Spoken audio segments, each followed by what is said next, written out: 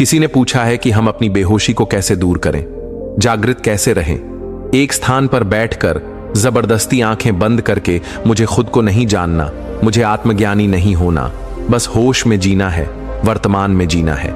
इस दुनिया में 3 तरह के लोग हैं। एक जो सन्यासी हो गए, जिन्होंने संसार त्याग दिया।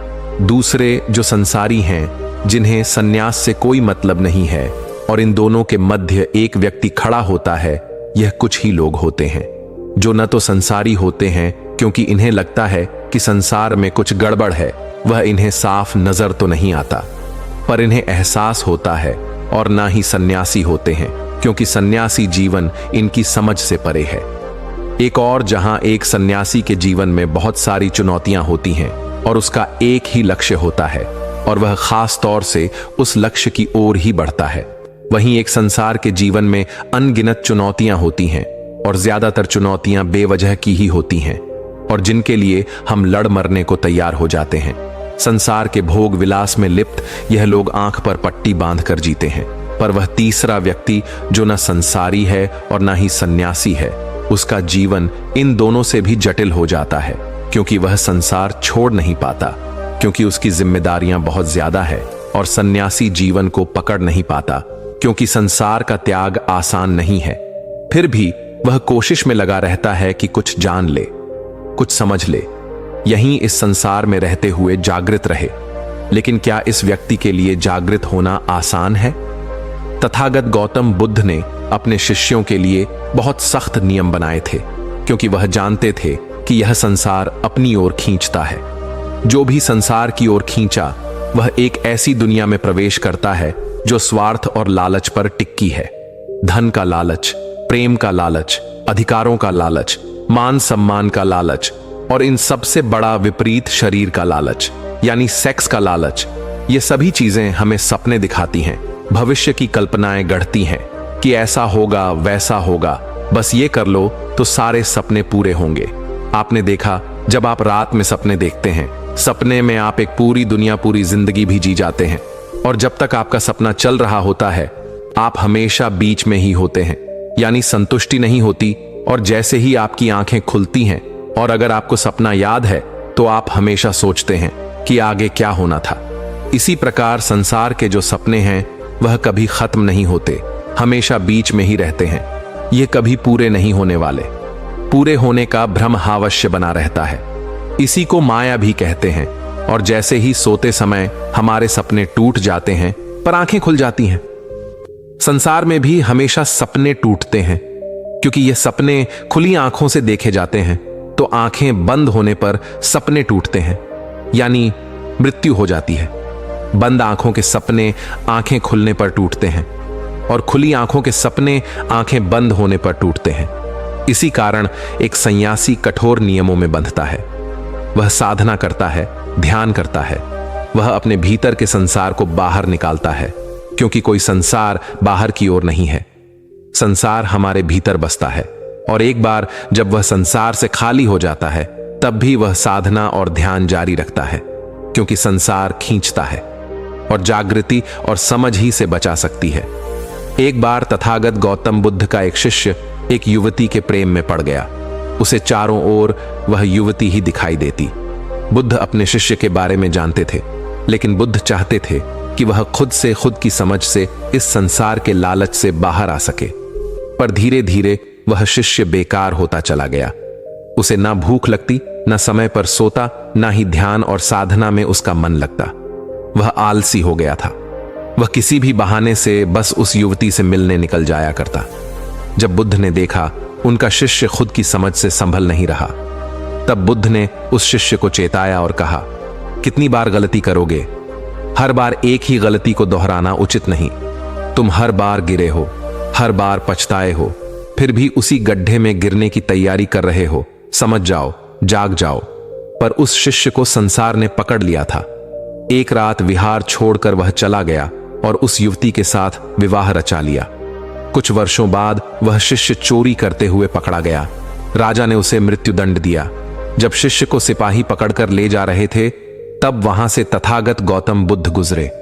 बुद्ध को देखते ही उसे याद आ गया कि वह बुद्ध का शिष्य था। उसकी राह कुछ और थी, उसकी खोज कुछ और थी। वह इस मार्ग पर भटक कर आ गया है। वह क्या हो गया है? एक चोर बनकर रह गया है। बुद्ध ने अपने शिष्य को पहचाना और उसके पास आकर कहा, समय अभी भी नहीं निकला। हर बार पछताए हो, पछताते ही रहे हो। कितनी बार पछताओगे? अपनी स्मृति को पकड़कर ध्यान कर। जो ध्यान तूने अर्जित किया था उसे ध्यान कर।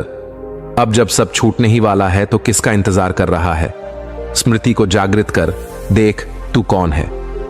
बुद्ध की बात उस शिष्य की समझ में आ गई। उसकी समझ का एक दायरा खुल गया और उसने अपने ध्यान को याद किया और वह तुरंत ही ध्यान में उतर गया। उसका रूप परिवर्तित हुआ। जो चोर दिखता था अब तेजस्वी सन्यासी दिखाई दे रहा था। राजा को जब यह बात पता चली तब राजा ने खुद उस चोर को देखा और कहा, यह चोर नहीं हो सकता। राजा ने उस शिष्य से पूछा, क्या वाकई तुमने चोरी की थी? अगर तुम कह दोगे कि तुमने चोरी नहीं की थी तो मैं तुम्हें छोड़ दूंगा। शिष्य ने कहा, राजन, जान बचाने का लालच भी लालच होता है और मुझे यह लालच नहीं है। मैंने इस संसार में रहकर चोरी की, यह सत्य है। इस संसार में हर कोई चोर है। हर किसी को चोर बनना ही पड़ता है। कोई धन की चोरी करता है, कोई प्रेम की चोरी करता है, कोई सम्मान की चोरी करता है, कोई विचारों की चोरी करता है। बिना चोरी के इस संसार में कोई काम नहीं। यहां सब लुटेरे हैं, लेकिन जो लूटने को तैयार है वही सन्यासी है। राजा उस शिष्य की बात से प्रभावित हो गया और उसने उस शिष्य का अपराध क्षमा कर उसे मुक्त कर दिया। एक सन्यासी को संसार खींच सकता है, उसे पदभ्रष्ट भी कर सकता है। तो जरा सोचिए, एक ऐसे व्यक्ति को जो जागृत होना चाहता है लेकिन संसार से छूटना नहीं, वह संसार में रहकर ही जागृति चाहता है, तो उसके लिए उसका मार्ग कितना कठिन होगा।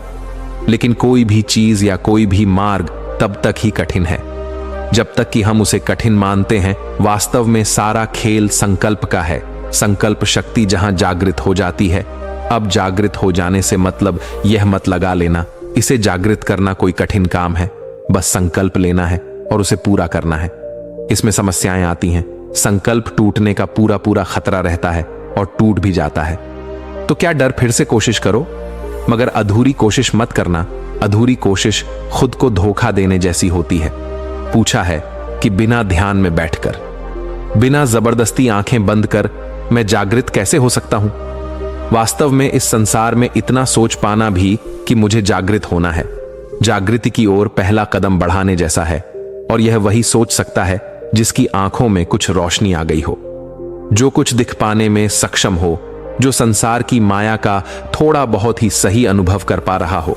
परंतु कुछ लोग ध्यान की ओर या जागृति की ओर इसलिए भी खींचते हैं क्योंकि वह इसे संसार का हिस्सा बना लेते हैं कि हम ध्यान करेंगे तो हमें कुछ बड़ा मिलेगा, कुछ खास होगा, कुछ चमत्कार होगा, इस दुनिया में हमारा कुछ नाम होगा। और यह सब भी संसार की एक माया है कि आप ध्यान भी कहते हैं, जागृत भी होना चाहते हैं। जिंदगी भर अपने आप को बड़ा ज्ञानी और ध्यानी साबित करने में ही लगे रहते हैं। कोई आपको छोटा कह दे तो तुरंत आपके अहंकार को चोट पहुंच जाती है। तथागत गौतम बुद्ध के दो तरह के शिष्य थे। पहले उनके भिक्षु जो विहार में रहते थे और संसार से बिल्कुल अलग अपनी साधना में ही लगे रहते थे। उनके लिए नियम बहुत कठोर थे। दूसरे शिष्य जो संसारी थे, जिन्हें उपासक कहा जाता था, इनके लिए नियम अलग थे।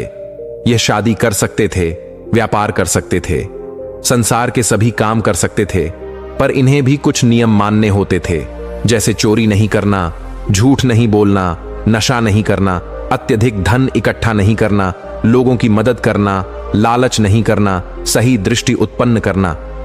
भिक्षु के पास जाकर ध्यान की शिक्षा दीक्षा लेना ऐसा इसलिए किया जाता था कि जो उपासक हैं वह जागृत रह सकें, वह संसार में रहकर भी संसार से दूर रह सकें। इससे पहले कि हम जागृति के मार्ग पर आगे निकलें, ध्यान, होश या जागृति का मतलब समझ लेना जरूरी है। हमने अपने लिए इन शब्दों के बहुत बड़े मतलब बना रखे हैं। ध्यान का नाम लेते ही पता नहीं आपको क्या हो जाता है। आपके दिमाग में बहुत सारी चीजें चलने लगती हैं, कुंडली चक्र वगैरह, बहुत कुछ, सब कुछ, जबकि ध्यान का मतलब उसके शब्द में ही छुपा है। ध्यान का मतलब है, ध्यान जरूरी नहीं है कि आप आंखें बंद कर बैठकर अपनी सांसों पर ही ध्यान दें। आप खाते हुए अपने खाने पर ध्यान दे सकते हैं। आप किसी पेड़ पर ध्यान दे सकते हैं जो हवा से हिल रहा हो। आप किसी संगीत पर ध्यान दे सकते हैं। ध्यान का मतलब सिर्फ इतना ही है कि हम अपने आप को एकत्रित कैसे कर सकें, क्योंकि हम बिखरे हुए रहते हैं। हर पल में पल पल में हम कहीं से कहीं पहुंच जाते हैं। किसी एक जगह पर ठहराव होता ही नहीं है। तो ध्यान केवल हमें एक ठहराव देता है कि हम उस पल में जी सकें। जिस पल में हम जी रहे हैं, जब आप अपने कमरे में होते हैं और ऊपर छत का पंखा चल रहा होता है तो वह कुछ आवाज करता है। कितनी बार आपने उसकी आवाज सुनी है? पूरी रात में एक बार भी आपका ध्यान उस पंखे पर या उस पंखे की आवाज पर नहीं जाता, क्योंकि तुम बिखरे हुए हो। पता नहीं कहां कहां खोए रहते हो, कौन कौन सी बातें सोचते रहते हो। तो तुम्हारा ध्यान किसी एक चीज पर कैसे जा सकता है? तो जब आप इतने बिखरे हुए हैं, हजारों लाखों हिस्सों में बंटे हुए हैं, तब आप हमेशा उस पल को खो देते हैं। इस पल में हम जी रहे होते हैं और ध्यान देने से, ध्यान करने से आप एकत्रित होते हैं। पर एक होता है ध्यान की कोशिश करना, और एक होता है ध्यान करना, और एक होता है ध्यान लग जाना। और यह बारी बारी से ही होता है। पहले आप कोशिश करेंगे, फिर आप ध्यान करेंगे, फिर आपका ध्यान लगेगा किसी भी एक चीज पर।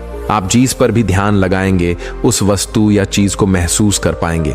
पूरे प्राण से खुद पर ध्यान लगाएंगे तो खुद को भी महसूस कर सकेंगे। जरूरी नहीं है कि आपको आंखें बंद कर जबरदस्ती बैठना है, पर एक संकल्प लेना होता है जो आप में शक्ति का संचार करता है। संकल्प विद्रोह छेड़ता है, संसार के खिलाफ, आपके मन के खिलाफ, और आपको जागने में मदद करता है। जब आप संकल्प लेते हैं कि मैं 5 मिनट अपनी सांसों पर ध्यान दूंगा, तब ध्यान के एकत्रित होने के कारण ही आप महसूस करते हैं कि आपके भीतर कितना शोर है, कितनी आवाजें हैं, और आप कहते हैं मेरा ध्यान नहीं लग रहा, मैं भटक जाता हूं।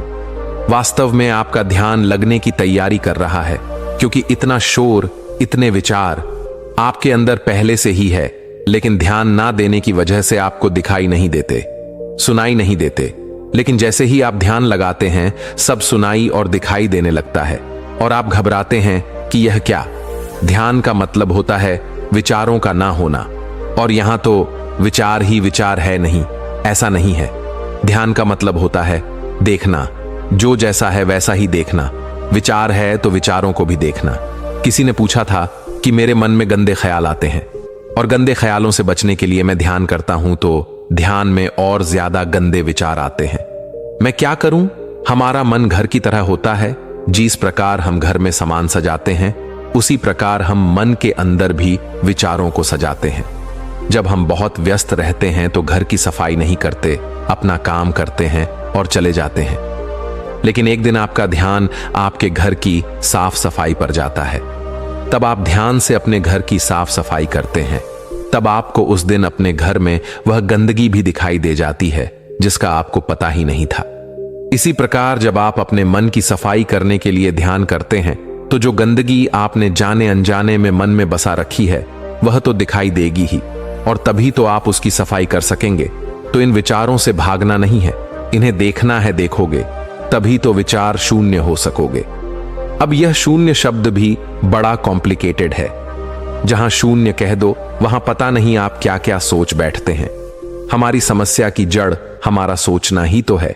जब हम निर्विचार होकर सोचते हैं तो सत्य को पाते हैं, पर जब हम अपने पूर्व विचारों से भरे हुए सोचते हैं तो विचारों की एक ऐसी अनंत श्रृंखला बनती है कि हम उसमें खो जाते हैं। इसलिए ज्यादा दिमाग पर जोर ना डालते हुए ध्यान करो। ध्यान तो करना ही पड़ेगा, ध्यान तो लगाना ही पड़ेगा। आंखें बंद कर नहीं कर सकते तो आंखें खोल कर कर लो। अपने भीतर ध्यान नहीं लगा सकते तो बाहर ही ध्यान लगा लो। सांसों पर नहीं लगा सकते तो किसी चिड़िया की आवाज पर लगा लो, किसी संगीत पर लगा लो। कैसे भी करके अपने आप को एकत्रित करो। जैसे ही आप एकत्रित होते हैं, वर्तमान में आना नहीं पड़ता, वर्तमान में हो जाते हैं। और जिस आनंद की बात बड़े बड़े योगी और सन्यासी करते हैं, वह आनंद वर्तमान में आने का ही है। किसी भी चीज को ज्यादा बढ़ाव चढ़ाव मत, हल्का फुल्का रहने दो। आसान समझो, जीवन आसान नहीं है, पर जीवन ही आसान है। इसे समझ कर देखो। तुमने कोई जन्म लेने के लिए बहुत मेहनत नहीं की है, जो जीने के लिए इतनी मेहनत कर रहे हो और मृत्यु से डर रहे हो। जीवन का अवसर है, इसका उपयोग जीने के लिए करो, कंफ्यूज होने के लिए नहीं। जिंदगी भर चिंता में मरोगे तो जियोगे कब? अब तो ध्यान भी एक चिंता बनकर रह गया है। ये बहुत गलत है।